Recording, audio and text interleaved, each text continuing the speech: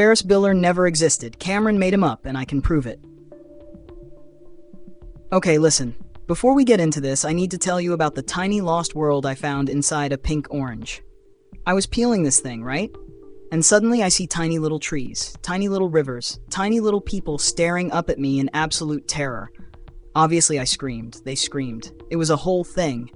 And then in my panic, I accidentally ate their entire civilization. So now I live with that guilt. But you know who doesn't live with guilt? Ferris Bueller. Because he doesn't exist. That's right, I'm about to hit you with the absolute craziest, most unhinged, most aggressively correct theory of all time. Ferris Bueller is just Cameron Frye's imaginary friend. And not in a cute, oh, he's just a quirky daydream way. No, no, no. Ferris is Cameron's Tyler Durden. The theory: Ferris isn't real, Cameron is just losing it. Let's look at the facts. Cameron Frye is depressed, anxious, and borderline catatonic at the beginning of Ferris Bueller's Day Off. Ferris never interacts with anyone in a meaningful way except through Cameron. Sloane, Ferris's girlfriend, is basically a generic dream girl. She has zero personality beyond hot and supportive.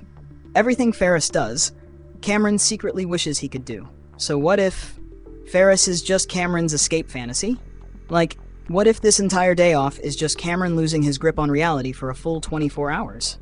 Ferris, Tyler Durden, in khakis. The deeper you look, the worse it gets. Ferris pushes Cameron to do increasingly insane things. He starts small, skipping school, but by the end, he's committing grand theft auto, impersonating Abe Froman, and hijacking a parade float. Cameron is the one actually in danger. Ferris doesn't have a real arc. He's just cool all the time. But Cameron? He's the one actually having a mental breakdown. Sloane is a projection of Cameron's desire for a perfect girlfriend.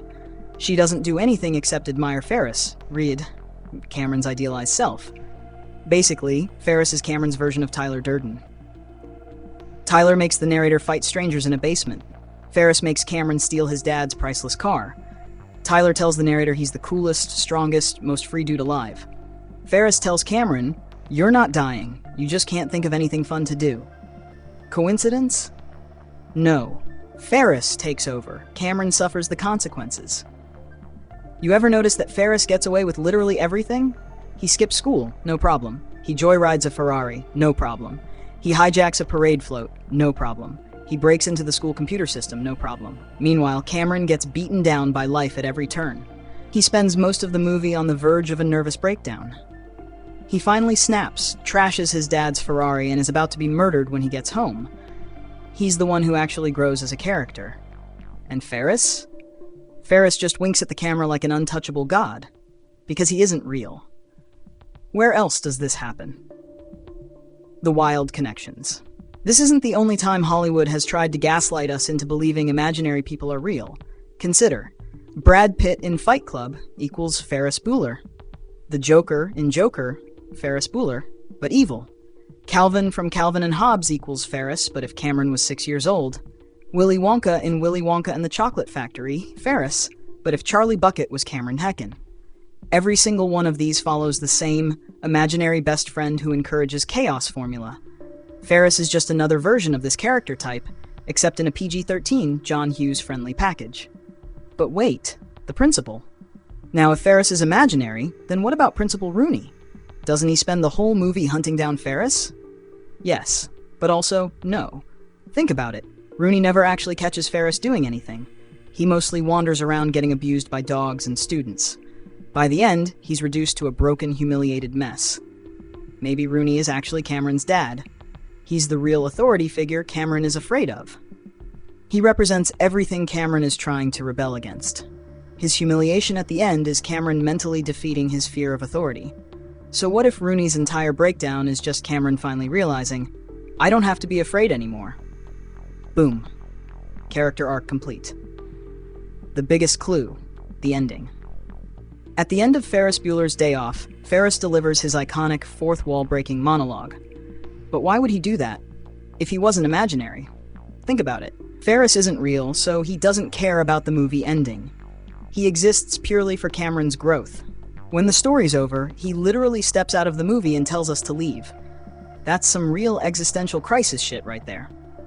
Okay, but what if I'm wrong? Look, Let's say for a second that Ferris is real.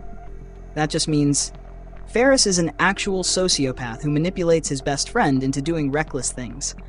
Sloane is an empty vessel with no personality. The entire movie is about a spoiled suburban kid having a stress-free adventure while his best friend's life falls apart. Honestly, I prefer the Ferris is fake theory. At least then it's about Cameron breaking free from his fears, instead of just being a cautionary tale about peer pressure. Like, subscribe, and help me find another tiny lost world. So there you have it. Ferris is fake. Cameron is the real protagonist. John Hughes accidentally made Fight Club, but with 80s teens. Now, if you'll excuse me, I need to go back to searching for another lost civilization inside a fruit. Because if I found one tiny world in an orange, how many other undiscovered micro-universes are out there? Maybe one of them even has a Ferris Bueller who actually exists. Like, subscribe, and share this video so I can fund my next expedition into fruit-based archaeology. And if you don't, Ferris might just show up in your head next.